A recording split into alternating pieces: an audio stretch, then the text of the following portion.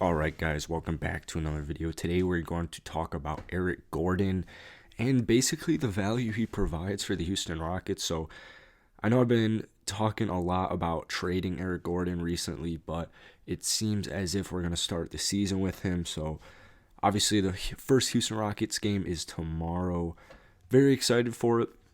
I'm not an Eric Gordon hater. I think he can straight up ball. I know injuries prevented him last season massively. He shot career lows both from the field and from the three.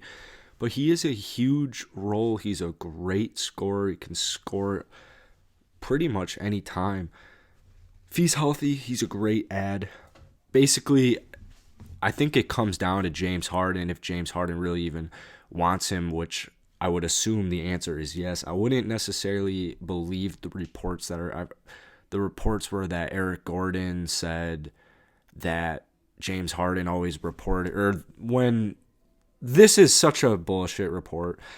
When Eric Gordon was alerted that James Harden and Russell Westbrook wanted him traded, he responded with James Harden shows up with a beer belly every season. That definitely did not happen. I don't care who the source was. There is no way that is a true story. That is 100% cap. So James Harden and Eric Gordon have been playing for quite some time now. I think they're fairly comfortable with each other. I think if James Harden really wanted Eric Gordon traded, I think he would just straight up say it. Pretty much right now, the Houston Rockets are in a very uncomfortable state, as they said they were willing to get. I don't think Eric Gordon will be traded unless James Harden honestly says so. He holds a lot of power right now.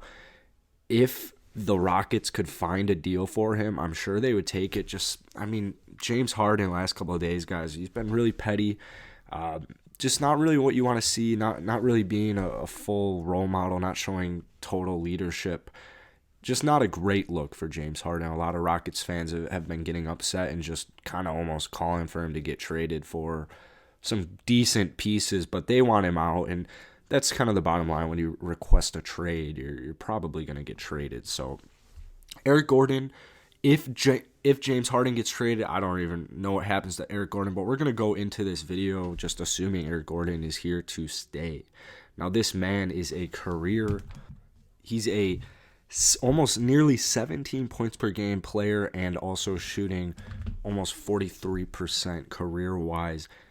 The reason we need Eric Gordon if we have James Harden is John Wall reportedly he'll basically be load managed. So I doubt he's playing back-to-backs. I don't know if they've confirmed or denied that, but I highly doubt he's playing back-to-backs, or he's just going to be restricted in minutes on certain occasions.